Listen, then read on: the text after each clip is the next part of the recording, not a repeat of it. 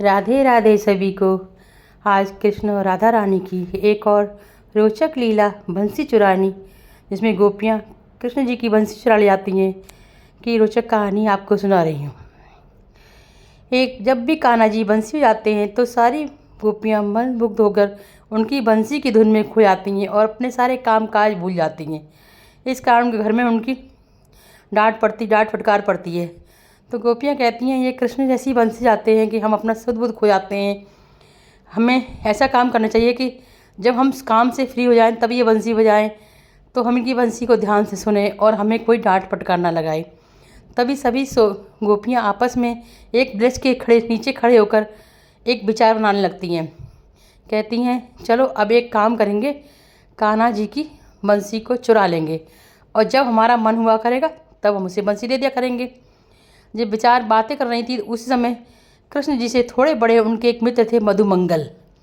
उन्होंने सुन ली और निकल के आए और बोले, आहा, तुम बड़ा अच्छा काम कर रही हो, हमारे कान्हा की बंसी चुरावे की सोच रही हो। बोली, ना ना, हम तो ऐसी मजाक कर रहे हैं, मजाक ना कर रही हो। फिर बोली, तुम समझो मधुमंगल, जब तुम्हारे कान्हा बंसी बजाते हैं तो हमें सब काम छूट जाते हैं हमारे।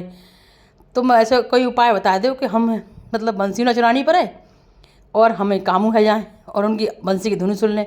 तो मधुमंगल ने कहा, एक काम करियो कि रुई लियो, रुई के छोटे से फुआ और बाकी 2 टुकड़ा लियो और वह कप कान पे लगा लियो। अब तो बंसी ना सुनाई दे और तो पे काम आराम से कर लूँगी। बोले, ना कान्हा जी, वाह ना है, कब तक ऐसे का 24 घंटा हम कान पे फुआ लगाए बैठे रहेंगे। तो नहीं तो फिर क्या करें कि तो एक काम करो, तुम एक बड़ो से कपड़ा ले अपनी आँखन में बांधो और जमुना जी में कूद जाओ और मत जाओ, ना तुम जिंदा रहो ना तुम बाँसुरी सुनोई। बोले, तुम ऐसी बातें मत बनाओ। फिर मधुमंगल वहाँ से चले गए और कान्हा जी से बोले, ओ कन्हैया, तुम्हें मालूम है आज क्या है? रहो। कन्हैया जी बोले, क्या है वो मधुमंगल? कहते, वे गोपिकाएँ तेरी बंसी चुरावे की सोच रही हैं और बंसी तो सबसे प्यारी है, तो एक बार को बंसी को ही लेके पाए संग सोबत हुए। कान्हा जी बोले, सही बात है, अगर वे बंसी चुरा लें तो मैं कैसे रह पाऊँगा। तो उन्होंने कही, मधुमंगल ने कही, तू तो छोटो बालक है, तो पे छीन ले जाए, ला मोह दे दे। सो कृष्ण जी बोले, ले तो रहे हो, समाये रखियो।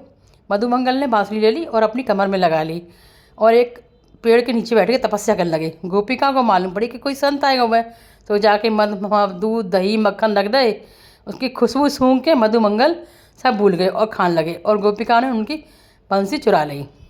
थोड़ी देर बाद जब वो खा के हटे तो देखी तो बंसी गायब। अब वे रोबत हुए कन्हैया के पास गए। कन्हैया कन्हैया, हमने कहा, कहते ही बंसी चुरा ली, क्या तुम चिका करवा दो तुमने, अब मैं कैसे रहूँगो।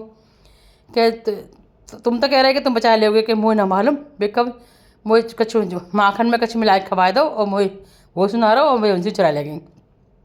अब बंसी कहाँ मिलाई कि अब मिलाई बंसी राधा रानी के पास।